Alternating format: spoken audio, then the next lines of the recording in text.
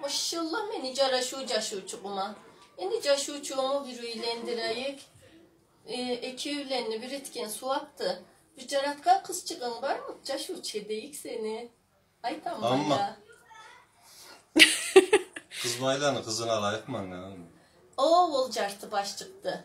Endi sen de yani nemetme de sen biraz cartı ol biraz cartı.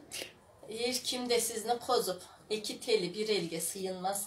Ondan sonra eline tükürüğüyle tirmen aylanıp koy. Başka kız çıkacak yok mu caratlara? Mursalanı kızına alayık o zaman. O Mursalan'ın kızı. Ay ona açık acettir Allah tülse.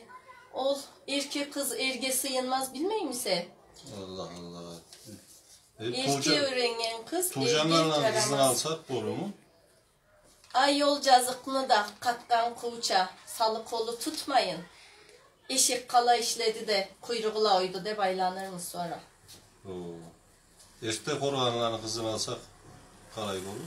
Ay yala da kakkını kayağa vurgança söyleşelle ol da. Ol tukumda Allah'ydanı kız alınmaz. Köten keseklerini kızını alayık mı ama?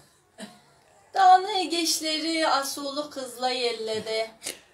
Ala üylenip kettile. Her kakkıdan da cücek çıkmaydı o kızın eteği koy.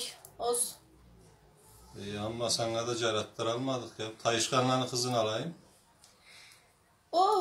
Ol bir avruçut. Anası da avruçiyet, amması da avruçiyet.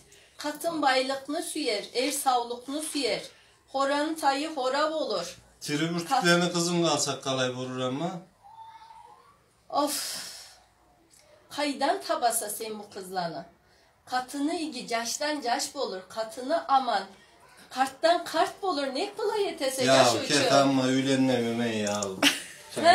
Saylaganla çiğ kıracaksın. İç sayladı da sürekli taptı. Çarpsız, bolumsuz.